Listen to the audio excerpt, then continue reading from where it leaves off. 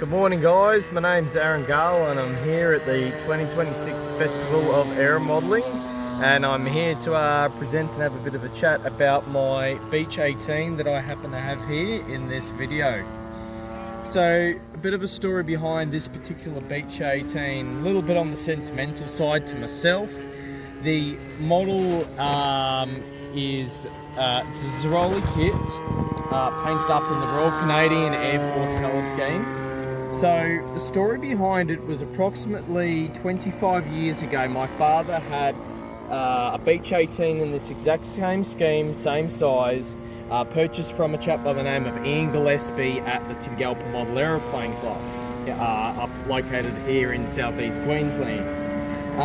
As a kid growing up, I was fortunate enough, my dad gave me the opportunity to fly almost every model that we happen to have in the shed, from the quarter scale Tiger Moth to the quarter scale Focke-Wulf 190 D9 Longnose. However though, he never gave me the opportunity to be able to fly the Beech18.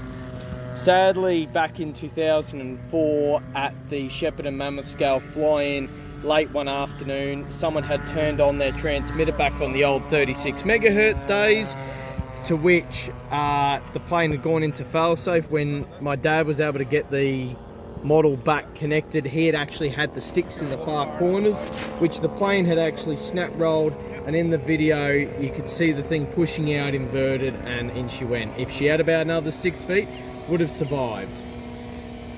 Fast forward around about 18 years later, I came across this particular Beech18 for sale in Queensland, unpainted. It was all primed up, just needed the radio gear installed, motors installed, painted and ready to go.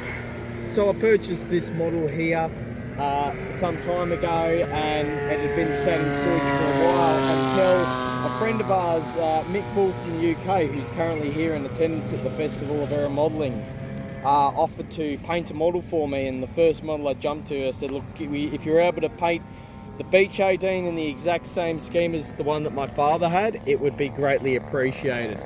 To which him and his grandson Harrison did this, and over about a week period, and this is basically the end result. The model now has approximately had around about 15 to 17 flights over the last 2.5 to 3 years. I did happen to have an incident about 2 years ago where I had a dead stick with one of the motors. I came around, landed, and it ended up going into long grass, flipping over, and had some damage done to the tail and cockpit. So that there had all been fixed up end of last year. The motors that are currently got in it are two DLE 40 twins.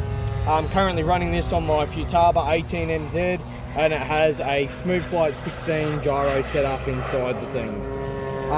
The model's an absolute dream to fly, a little bit of a handful to take off, especially with the twin rudders and the way it necessarily works, as most people would understand with the twins.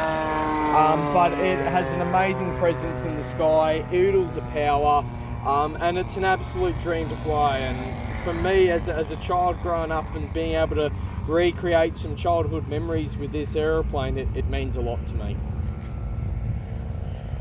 So that's a bit of a punchline to the story. Since getting the aircraft going, my dad's actually reached out to me and said, so are you going to let me fly? And I've gone, nah, you've never let me fly the last one, so I'm not letting you fly this one.